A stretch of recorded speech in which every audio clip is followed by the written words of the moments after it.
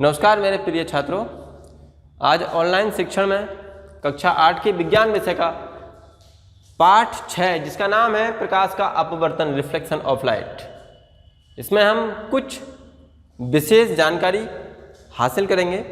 इससे पहले के जो चैप्टर द्वितीय मासिक परीक्षा से पूर्व हमने करा दिए थे, आज हम प्रकाश के अपवर्तन में पढ़ेंगे क्या है प्रकाश।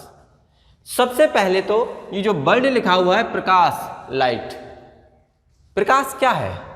प्रकाश एक ऐसा माध्यम है जिसकी सहायता से इस रंग बिरंगे संसार को हम देख पाते हैं। अब बात करते हैं हम अपवर्तन की। अपवर्तन से पहले मैं आपको परावर्तन के बारे में थोड़ा सा बताना चाहूंगा, लेकिन इस चैप्टर में नहीं है, लेकिन फिर भी मैं आपको बता दूं। देखो, अपवर्तन में तो प्रकाश लेंस के बिंदु से टकराकर अपने मार्ग से विचलित हो जाता है, लेकिन परावर्तन में ऐसा नहीं है। जिस माध्यम से वो आता है उसी माध्यम में पूरी तरीके से वापस चले जाता है। तो हम बात करेंगे अपवर्तन की, जो हमारे चैप्टर में नहीं है, उसके बारे में ज़्यादा चर्चा ना करें, अपवर्तन के बारे में बात करेंगे। देखो, ये फिलहाल तो एक रेखा दिखाई दे रही है आपको, लेकिन हम इसको लेंस मान, हमने यहाँ पर लिख दिया लेंस। जब हमने इस पर लेंस लिख दिया तो ये लेंस बन जाता है। देखो, मैं लेंस दिखाऊं, ये आपका लेंस है, ये है आपका लेंस। इस लेंस के दो माध्यम हैं, ये हो गया आपका माध्यम 1, ये हो गया आपका माध्यम 2। जैसे इसमें एक ये है और एक ये है। अब मान लीजिए प्रकाश की किरण ये आती है यहां से, यहां मतलब ये आकर टकराती है प्रकाश की किरण, तो जब ये दूसरे माध्यम में जाएगी तो ये 3 पोर्शन से होकर गुजरेगी। जब दूसरे पोर्शन में जाएगी ये तो अपने मार्ग से विचलित हो जाएगी। मतलब इस माध्यम 1 में टकराने के बाद वह दूसरे माध्यम में जाएगी तो वह अपने मार्ग से विचलित हो जाएगी। वो इसलिए, देखो जैसे मान लो ये सूर्य है, लग नहीं रहा है लेकिन फिर भी मान लेंगे सूर्य है हमारा जी। अब ये प्रकाश की किरण यहां आती है, ठीक, जो आ रही है उसको बोलेंगे आपतित, इंसिडेंट रे, आपतित किरण। यह आपतित किरण हो जाती है, ठीक। अब यहां ये बिंदु है, इस पर टकराई आके जी, तो ये यहां आप एक अभिलंब डाल लो, सब ये पता रहेगा हमें कि कौन सी डायरेक्शन में जा रही है। अब ये आके यहाँ टकराती है, तल में टकराती है। इस तल से टकराने के बाद ये अपने मार्ग से विचलित हो जाएगी। बिल्कुल जैसे ये आई है, मतलब आके तो ये ऐसे जानी चाहिए, लेकिन ऐसे ना जाकर ये विचलित हो जाती है। जब ये चली गई, मतलब ये आई थी तब तो आपतित थी, जब ये लेंस से टकरा कर अपने मार्ग से विचलित हो गई और दूसरी माध्यम में चली गई तो ये हो गई अपवर्तित किरण। इसको बोलते हैं रिफ्लेक्ट रेज। इसको हम R से डिनोट करते हैं, और जो आई थी उसको इंसिडेंट रे बोलते हैं, इसको हम स्मॉल I से डिनोट करते हैं। अब ये दो माध्यम हो गए, माध्यम 1 और एक माध्यम 2। अब ये जो माध्यम हैं हमारे माने गए हैं, इन माध्यमों को अगर आप ऐसा करें कि एक माध्यम को आप वायु मान लें और एक माध्यम को आप कांच मान लें। सपोज मैंने ये मान लिया वायु और ये मान लिया आपका कांच। ये माध्यम 1 है, ये माध्यम 2 है। अब इनका आपको अपवर्तनांक निकालना हो, वो भी बात करेंगे नेक्स्ट स्टेप बिंदु में हम, लेकिन मैं पहले बता दूं आपको, जब इनका अपवर्तनांक निकालना होगा, जब आप इनके अपवर्तनांक की बात करोगे तो हमेशा 2 ही माध्यम होंगे, या तो कांच, ये आपके कुल मिलाकर 3 या 4 माध्यम होते हैं। जैसे आपका एक रहता है कांच, एक रहती है वायु, एक रहता है जल और एक रहता है आपका हीरा। ये 4 माध्यम है कुल मिलाकर, इनमें ही आपको अपवर्तनांक फाइंड आउट करना होता है।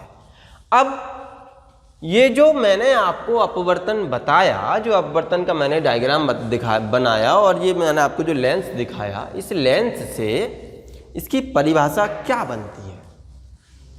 प्रकाश की कोई किरण लेंस से प्रथम माध्यम यानी कि माध्यम 1 से टकराकर दूसरे माध्यम में जब जाती है तो वह अपने मार्ग से विचलित हो जाती है। मार्ग से विचलन का क्या मतलब है कि वह जिस डायरेक्शन में आई थी वह उस डायरेक्शन में जाती नहीं, डायरेक्शन उसकी चेंज हो जाती है। जैसे आप देखें, सपोज करें कि आपने कोई बैटरी ले लें, सूर्य को तो आप उठाकर नहीं ला सकते, तो बैटरी ले लें। अब आप बैटरी का जो टॉर्च है, टॉर्च का जो लाइट है मतलब रेज हैं, वो अगर आप यहाँ से ऊपर से इसमें जलाएंगे, अंधेरे में देखेंगे, रोशनी में तो आपको दिखाई नहीं देगा। जब देखेंगे इसमें, यहाँ मान लीजिए आपने फोकस यहाँ आया, आपका फोकस आ रहा है यहाँ, तो आपने यहाँ डाली तो यहाँ से जो निकल के आएगा तो बिल्कुल सीधे आना चाहिए, सीधे नहीं आएगा, जो टेढ़ा जाएगा, क्योंकि अपने मार्ग से ये विचलित हो जाएगी, अलग हट जाएगी। ये सिर्फ लेंस में ही होता है, दर्पण में ऐसा कभी नहीं होता है। दर्पण क्या है, देखो जैसे ये जो देख रहे हैं आप, ये दर्पण है, इस दर्पण है, इसमें आपका चेहरा दिखता है। जैसे लेंस 2 प्रकार के होते हैं, वैसे ही दर्पण भी 2 प्रकार के होते हैं। लेंस आपके 2 प्रकार के होते हैं, 2 types of lens. Number 1 concave, convex, यानी कि आपका एक तो हो जाता है अवतल और एक हो जाता है आपका उत्तल। इनके विषय में भी अभी हम चर्चा करेंगे। अभी ये लेंस की बात कर रहे हैं, बिल्कुल सेम ऐसे ही होते हैं दर्पण, कॉनकेव और कॉन्वेक्स, दोनों ऐसे ही होते हैं। अब मान लीजिए जब हम लेंस की बात कर रहे हैं, देखो जब हम अपवर्तन की बात करेंगे तो हम लेंस को उठा लेंगे, जब हम परावर्तन की बात करेंगे तो हम दर्पण को उठा लेंगे। जब हम परावर्तन में, मान लीजिए ये परावर्तन जब होता है तो लेंस जो दर्पण होता है उसकी एक साइड में हम पॉलिश कर देते हैं। पॉलिश सिल्वर रहे, काले तेल से रहे, किससे भी रहे, पॉलिश रहे, मतलब उसमें रिफ्लेक्ट होकर प्रकाश दूसरी दिशा में वापस जाए नहीं, मार्ग से विचलित नहीं हो, बिल्कुल सेम वैसा ही रहे। अब मान लीजिए आपने इसमें टॉर्च मारी ये, और जब आप इसमें प्रकाश जाएगा तो ये टकराकर रिफ्लेक्ट होगा आपकी आंखों पर, डायरेक्ट अपनी आंखों पर आकर टकराएगा। तो क्या पता पड़ा हमें कि प्रकाश का दर्पण में परावर्तन होता है, अपवर्तन नहीं होता, अपवर्तन लेंस में ही होता है। तो देखो मैंने आपको इसकी परिभाषा बताई, जब प्रकाश की किरण माध्यम 1 में टकराकर दूसरे माध्यम में जाती है तो वह अपने मार्ग से विचलित हो जाती है। मार्ग से विचलन होना ही प्रकाश का अपवर्तन कहलाता है। अब बात करते हैं, देखो अपवर्तन के जो है 2 नियम हैं, इसके भी क्या होते हैं, 2 नियम होते हैं, 2 नियम होते हैं इसके, 2 नियम होते हैं किसके, अपवर्तन के। देखो पहला नियम क्या है, आपतित किरण यानी कि आने वाली किरण, अपवर्तित किरण यानी कि जाने वाली किरण, और अभिलंब, ये जो अभिलंब है, ये तीनों एक ही तल में, एक ही बिंदु पर कार्य करते हैं। देखो आप एक ही बिंदु पर तो कार्य कर रहे हैं, यही तल है इनका, यही पृष्ठ है, इस सरफेस पर कार्य करेंगे तीनों के तीनों, आपतित किरण, अपवर्तित किरण और अभिलंब। ये जो है आपका अभिलंब है, ये तीनों क्या है, एक ही बिंदु पर कार्य करते हैं। This is the first law of the reflection, first law of reflection. पुनः देख लेंगे एक बार, आपतित किरण, अपवर्तित किरण और अभिलंब, ये तीनों एक ही बिंदु पर कार्य करते हैं। जब एक ही बिंदु पर कार्य कर रहे हैं तो ये इसका फर्स्ट लॉ है। अब बात करते हैं इसके सेकंड लॉ की। देखो जो आपतित किरण है और अभिलंब, आपतित किरण और अभिलंब, इन दोनों के मिड में, बीच में एक एंगल बन रहा है जिसको मैंने आपको इंसिडेंट एंगल बोला था, आपतन कोण बोला था, वो है आपका आई, क्या है, आई। और जो रिफ्लेक्ट एंगल था आपका अपवर्तित किरण पर जो बन रहा है आपका, वो है आपका आर, यानी कि आई और आर, इन दोनों जो कोण हैं, दोनों जो एंगल हैं, इन दोनों कोणों की जो जया है, जया, अब जया के बारे में बात करेंगे, जया क्या चीज है, यानी कि साइन आई बटा साइन आर इक्वल नियतांक,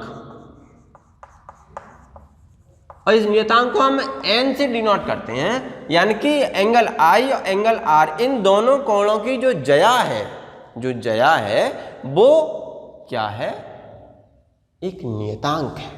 अब जया क्या है, देखो पहले तो मैं बता दूं साइन क्या है। पूरी फिजिक्स में ये चैप्टर जो है कक्षा 8 में फिजिक्स का है।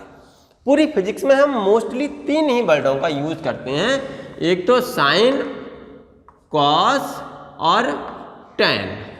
अब साइन, कॉस और टेन इनका हम कहाँ यूज करते हैं देखेंगे अभी। देखो क्या होता है बेटे, जब हम पूरी फिजिक्स में 2 ही चीजें पढ़ते हैं, एक तो हॉरिजॉन्टल और एक वर्टिकल, यानी कि एक ऊर्ध्वाधर और एक क्षैतिज। जब हम खड़ी चीज में कार्य कर रहे हैं तब तो रहेगा साइन, जब लेटी चीज में बात कर रहे हैं तब रहेगा कॉस, और जब दोनों के बीच में कार्य कर रहे हैं तब रहेगा टेन। तब क्या रहेगा, टेन। तो हमने अभी साइन, कॉस, टेन के बारे में समझ लिया। अब हम बात करते हैं जया की। देखो जया क्या चीज है। जया क्या होता है ना, एक आपका समकोण है, त्रिभुज है, समकोण त्रिभुज। ये कौन सा त्रिभुज बन जाता है आपका, एक समकोण त्रिभुज बन जाता है, जिसका एक एंगल 90 डिग्री का हो, वो क्या होता है आपका समकोण त्रिभुज। मैंने तो मैथ में ऐसा सीखा है, ये आपका 90 डिग्री का एंगल बन जाता है। सपोज कीजिए ये बिंदु ए है, ये बिंदु बी है और ये बिंदु सी है। तो यानी कि यहां से आपने जो 3 चीजें देख रहे हैं, मतलब इस कोण के सामने की भुजा, ये भुजा और ये 3 ही भुजा यहां प्राप्त हो रही हैं। तो इसमें एक तो आधार है, एक लंब है और एक क्या है, कर्ण। यानी कि ये तो हो जाता है आपका आधार, ये हो जाता है आपका लंब और ये हो जाता है आपका कर्ण। यानी कि आप मान लें ये जो VC है, ये जो BC और CA, इन दोनों के बीच के जो एंगल है, जो कोण बन रहा है, वो आप उसको हम जया के नाम से जान लेते हैं। क्या मान लेते हैं, जया के नाम से। यानी कि BC बटे CA, C इधर से मान लो, इधर से मान लो, बात है कि ये आपकी जया कहलाती है एक। अब ये 2 होती हैं, एक तो जया होती है और एक कॉस जया होती है। जया और एक कॉस जया। कॉस जया वहां रहेगी जहां कॉस की बात करेंगे, जया वहां रहेगी जहां आप साइन की बात करेंगे। तो मैंने आपको इसमें इसका डेफिनेशन बता दिया, इसके 2 नियम बता दिए। अब मैं बताता हूं आपको लेंस के बारे में। लेंस क्या है, देखो क्या होता है ना, इसमें हम जो देखते हैं, वास्तव में बड़ा इंटरेस्टिंग सब्जेक्ट है हमारा फिजिक्स। अब इंटरेस्टिंग होने के साथ साथ इसमें हमें कुछ सीखना भी है। जैसे अब हम मान लीजिए लेंस की जो बात करें, लेंस कितने प्रकार के होते हैं,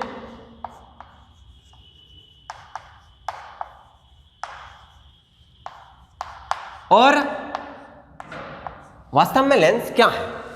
देखो lens are 2 types, first of concave, second of convex. Lens 2 प्रकार के होते हैं। एक तो मैंने वहां लिखा था अभी, 2 प्रकार के होते हैं। एक तो होता है उत्तल लेंस और दूसरा होता है आपका अवतल लेंस। वैसे वास्तव में तो लेंस 3 प्रकार के होते हैं, एक तो कॉनकेव, कॉन्वेक्स और प्लेन। लेकिन प्लेन का हम मोस्टली इतना यूज नहीं करते, तो हम प्लेन को लिखते भी नहीं, लेकिन हम जानते हैं।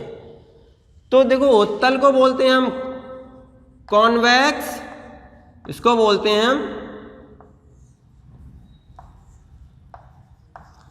कॉनकेव। अब इनकी पहचान कैसे करेंगे हम कि कॉन्वेक्स कौन सा है और कॉनकेव कौन सा है। देखो मैं आपको एक लेंस दिखा रहा हूं, ये जो लेंस है, लेंस वास्तव में वो चीज होती है जो जिसके हम आर पार देख सकते हैं। दर्पण वो होती है जिसमें हम अपना मुंह देख सकते हैं, सुंदर सा मुंह अपने आप को। आपने कई जगह लिखा भी देखा होगा, जो दर्पण रहता है उसके ऊपर लिखा होता है क्या मैं सुंदर दिख रहा हूं। क्यों?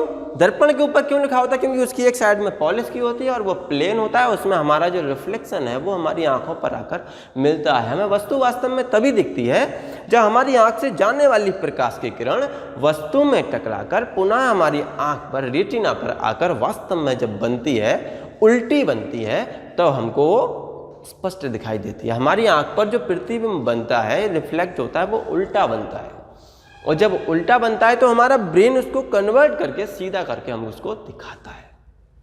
तो देखो, हम लेंस की बात कर रहे हैं, वो हम दर्पण की बात वो मेरे बार बार दिमाग में आ जाती है। दोनों चीज़ें पढ़ाई जाती हैं, लेकिन सिर्फ एक ही बिंदु दिया है तो एक ही बिंदु पढ़ना है।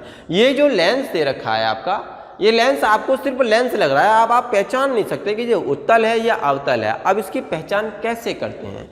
देखो, ये लेंस जो हैं, इनकी आकृति, इनकी शेप है वो ऐसी होती है।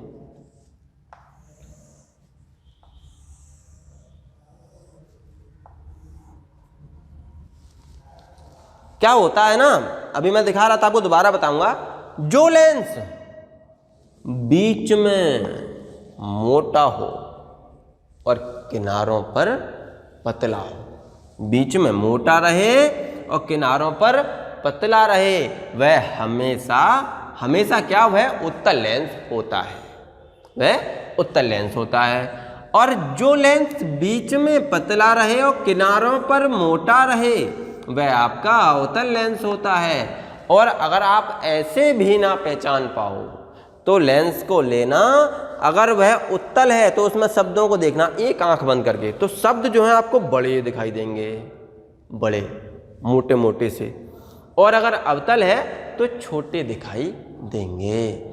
आपने देखा है कि आप नाई की दुकान में अपनी शेव तो कराने नहीं जाते होगे, बाल कटाने आप जाते होगे, तो आपने देखा होगा कि आप जब घर वाले शीशे में आप अपना मुंह देखते हो तो आप थोड़े पतले दिखते हो, लेकिन नाई की दुकान पर जाकर आप तंदुरुस्त हो जाते हो। ऐसा तो नहीं है कि वहाँ जाके आपको कुछ हवा पानी लग गया तो मोटे हो गए, नहीं, वहाँ जो है अवतल लेंस का यूज किया जाता है।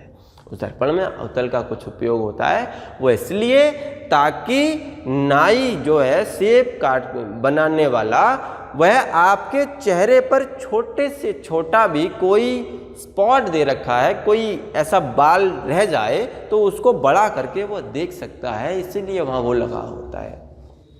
और आपने देखा होगा कि आप कार में बैठे होगे, कार सबके पास मोस्टली अब है ही, तो कार की साइड में एक शीशा लगा रहता है, दर्पण लगा रहता है, और उस दर्पण में आप देखते हो कि आपकी कार तो छोटी सी Alto 800 और पीछे से आ रहा है 10 टेरा ट्रक, तो उस दर्पण में भाई इतना पिद्दी सा दिखाई देता है, और लेकिन सीधा दिखाई देता है।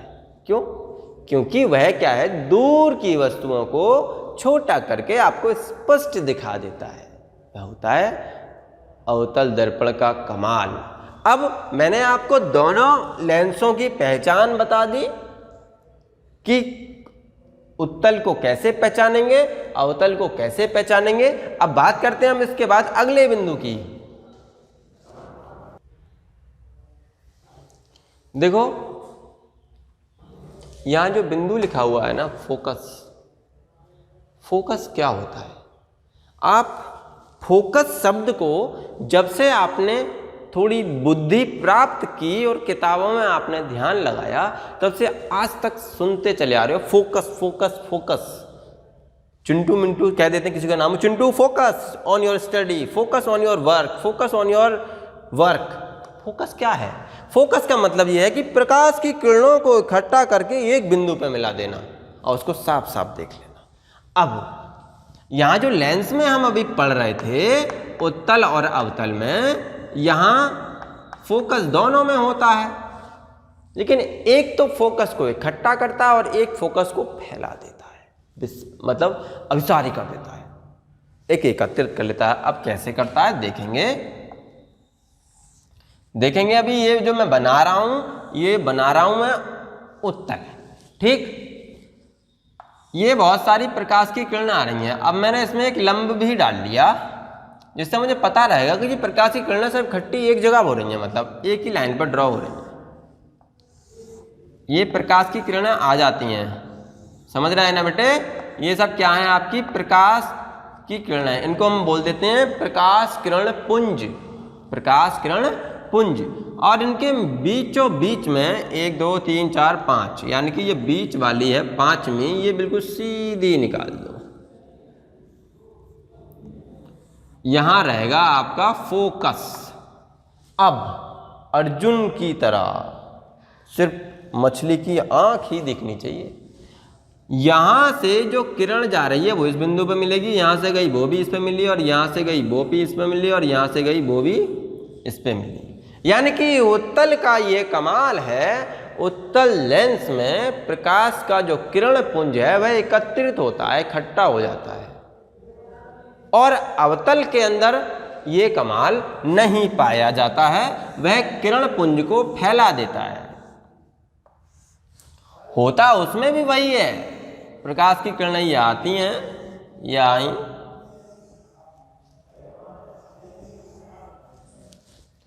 यहां भी आप एक लंब डाल लीजिए। लंब जब डालेंगे, देखो इसमें तो अपवर्तित होकर किरण एक बिंदु पर मिली, लेकिन इसमें ऐसा नहीं है, यहां टकरा कर ये पुनः वापस आ जाएंगी।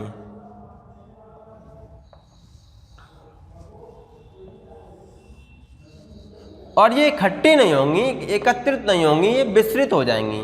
देखो ये यहां को निकल जाएगी, ये यहां निकल जाएगी, ये यहां निकल जाएगी, और ये सीधे चले जाएगी। ये फैल गई सब तरफ को। जब ये फैल गई तो इसको आप अभिसारी भी बोल देते हो, इसको आप अपसारी, इसको अभिसारी, मतलब इकट्ठा कर देना, अपसारी ग्रहण कर लिया, अभिसारी फैला देना। तो इनके दूसरे नाम ये भी हैं। इसके बाद मैं बताता हूं आपको अपवर्तनांक। देखो ये जो लिखा हुआ है ना, अपवर्तनांक तथा प्रकाश की चाल में संबंध। मैं आपको बता दूं, मैंने आपको बताया था प्रकाश एक ऐसा माध्यम है जिससे हम इस रंग बिरंगे संसार को देख पाते हैं, लेकिन प्रकाश की चाल भी हमको पता रहे। प्रकाश की चाल होती कितनी है? प्रकाश की चाल वास्तव में 3 × 10⁸ मीटर प्रति सेकंड होती है। इतनी अधिक स्पीड होती है इसकी। प्रकाश फोटॉन्स में, टुकड़ों में आता है ऐसे। और आपको लग रहा हो कि सर आपने देखा है, मैं आपको सिद्ध कर दूंगा। जैसे आप सर्दियों के मौसम में, अब आने वाली हैं थोड़े दिनों में, सर्दियों के मौसम में कमरे में लेट रहे हो और आपकी मम्मी या दीदी या कोई घर में अन्य मेंबर कमरे में सफाई करके जाए और एक प्रकाश की किरण आपके कमरे में एंटर कर रही हो, तो आप देखना जो प्रकाश की किरण एक आपकी दीवार पर आकर टकरा रही, तो उसमें डस्ट उड़ती हुई दिखाई देगी, डस्ट उड़ती हुई दिखाई देगी। अगर प्रकाश ऐसे आता बिल्कुल, तो इसमें कहाँ से उड़ जाती? जब इसमें स्पेस ही नहीं है तो स्पेस रहेगा वहीं तो उड़ती हुई दिखाई देगी। आप उसको छोड़ो, बैटरी को रात में देखना, कहीं थोड़ा सा डस्ट उड़ रही हो, वहाँ देखना उसमें रोशनी में आपको डस्ट उड़ती हुई दिखाई देगी। अगर प्रकाश फोटॉन्स में नहीं आता, बंडलों में नहीं आता, टुकड़ों में नहीं आता, तो उसमें डस्ट कैसे उड़ जाती? उसमें स्पेस रहता है। अब देखो ये जो अपवर्तनांक है, मैंने आपको बताया था कि प्रकाश की जो किरण है वो लेंस से टकराकर दूसरे माध्यम में जब जाती है तो वह अपने मार्ग से विचलित हो जाती है।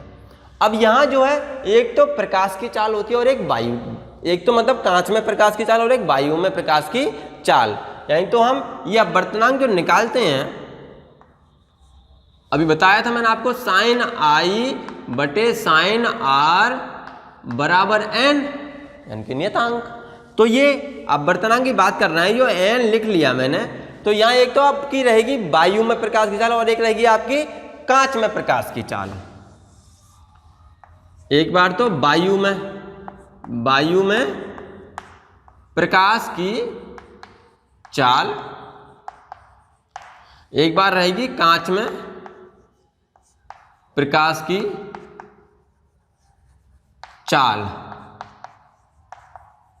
अब ये दोनों तो हो गई चाल प्रकाश की, एक वायु में और एक कांच में। तो यहां कैसे पता रहेगा हमको कि हम वायु के सापेक्ष कर रहे हैं या कांच के सापेक्ष कर रहे हैं? जिसके सापेक्ष करेंगे, मान लीजिए वायु के सापेक्ष कर रहे हैं, तो पहले आप लिखेंगे ए, क्योंकि हम वायु को इंग्लिश में बोलते हैं एयर, तो उसको हमने स्मॉल लिख लिया ए। अगर आप यहाँ वायु लिखोगे तो बहुत जगह घेरेगा और अच्छा भी नहीं लगेगा, तो हमने इसके लिए ए लिख लिया। हम वायु के सापेक्ष कांच का कर रहे हैं और इधर लिख लेंगे हम जी। कांच को हम ग्लास बोलते हैं तो उसको लिख लेंगे हम स्मॉल जी। तो ये हो गया इसका फॉर्मूला। अब मैं आपको इस फॉर्मूले से एक न्यूमेरिकल कराता हूं, देखो कैसे होगा इस फॉर्मूले का यूज।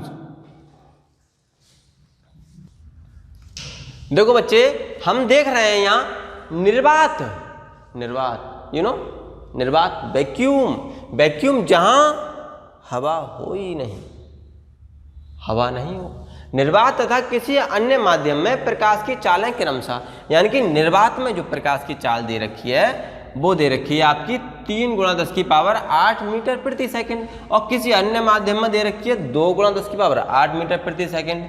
माध्यम में निरपेक्ष अपवर्तनांक की गणना करो। अगर ऐसा हो कि प्रकाश की चाल निर्वात में इतनी दे रखी हो और माध्यम में इतनी दे रखी हो, तो उनका निरपेक्ष अपवर्तनांक आप n अगर ज्ञात करेंगे तो कैसे करेंगे? कुछ नहीं करना आपको। मान लीजिए n इक्वल वायु में प्रकाश की चाल, और यहां आपकी दे रखी है, यहां वायु की बात नहीं करी गई है, यहां बात करी गई है प्रकाश की चाल निर्वात में। तो लिखेंगे प्रकाश की चाल क्या दे रखी है? 3 × 10⁸, और माध्यम में जो दे रखी है आपकी किसी अन्य माध्यम में, माध्यम में प्रकाश की चाल ये है निर्वात में, और माध्यम में प्रकाश की चाल क्या होगी? दे रखी है उसने 2 × 10⁸ मीटर प्रति सेकंड और मीटर प्रति सेकंड। तो रहेगा n इक्वल